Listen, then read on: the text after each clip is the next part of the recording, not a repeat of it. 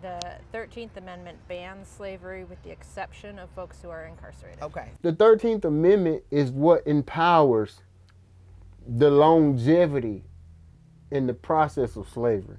Slavery is abolished except if you've been found guilty of committing a crime. So if you've been found guilty of committing a felony, you no longer are an American citizen.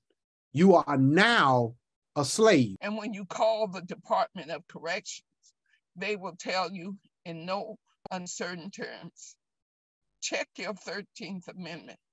It's legal. You get convicted of a crime, then we can work you. Prison is a business. It's a business. Yes. Whether it pays people or not, it is a booming business in this country. Incarcerated people provide over $11 billion in services each year.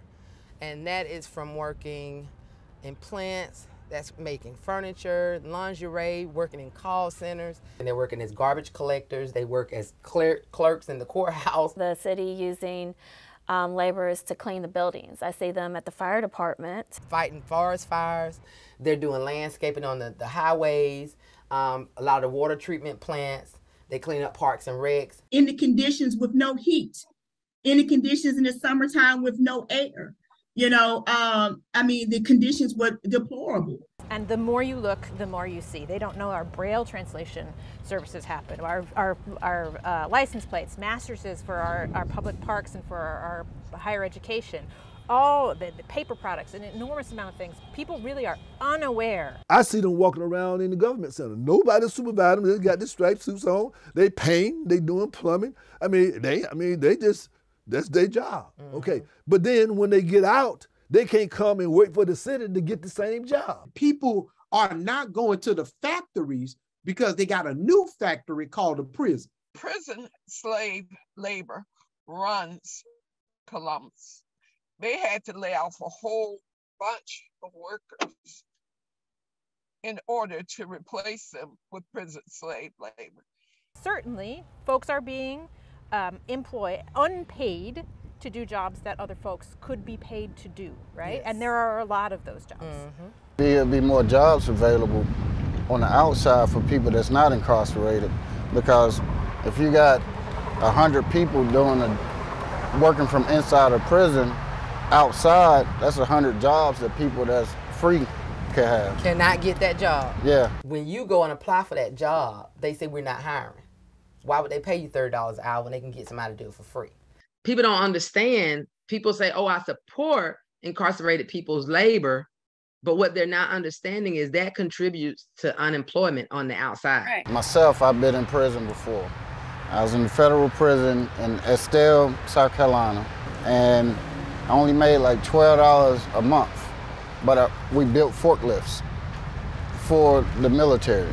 And most of these jobs, if not all of them, when they get out, they cannot get jobs with those same positions. So now you go and try to get employment from the same people who's employed you for free, and you can't work for them. And they say, well, I can't work for you because the state law says you can't work for me if you got a felony. So why doesn't that law apply when I'm incarcerated? It's legal.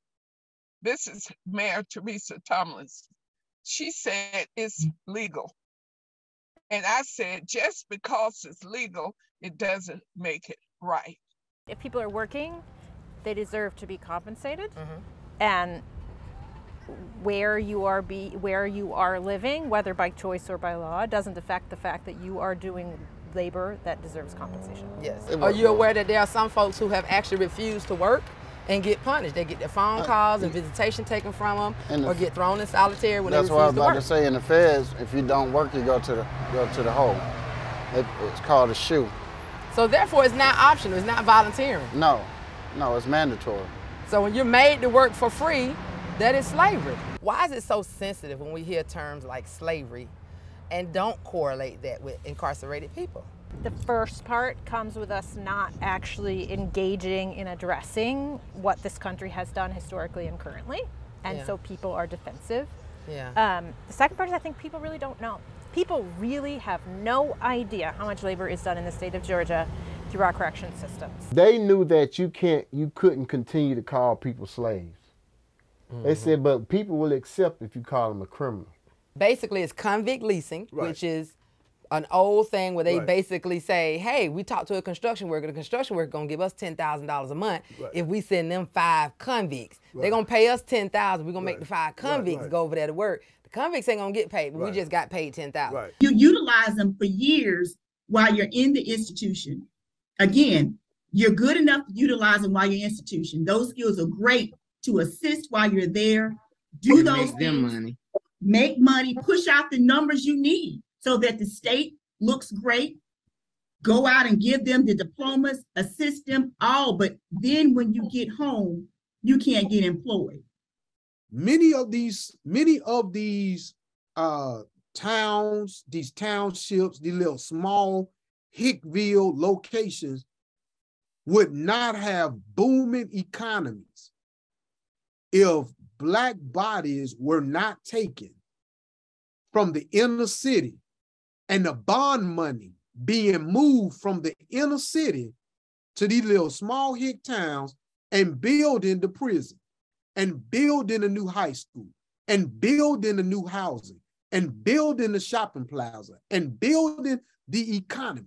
The census helps you get parking lots, they help you get accessible, all these different things, and you're telling me you counted me in a county. That's why you see a lot of these prisons in these small, poor counties, rural counties, because that's how they make their money, off your speed tickets and off the prisons. And they're counting those 5,000 people as residents to say, hey, we need more handicapped parking spaces, we need a recreational center, we need this and we need that. You're counting these people. They are counted, yep. But they can't benefit from the fact that, you know, they're able to go to that same park that just got built off of their numbers with their kids. Most of the time when there is refusal on banishing different systems or adding programs, money is the common driver. So what about the money is going on that they're so hard-pressed to not let go of it? They have stuff like that and they say, we need people at the Civic Center. We just had a flood. We need people to come clean this road up. We had this. Why are they not saying, we need to hire 15 people down here at the Civic Center. We need to pay 20 people to come and do this. Why are they not doing that, and why are they choosing to use incarcerated people? Because it would cost them money instead of making, it would cost them money and not make them money. And the goal is to make money. And the goal has always been to make money. And also, it's always to keep the city in a position of dominance. Here in Columbus, I know trash went from 2 days to 1 day a couple years ago. And last year, the mayor was cited in an interview that he did with the news that the residents were complaining because trash had been backed up and folks were complaining why it wasn't being picked up. And they asked him what was the reason why the trash wasn't being picked up. And he said, well, we don't have enough prisoners, i.e. we got a shortage of slaves.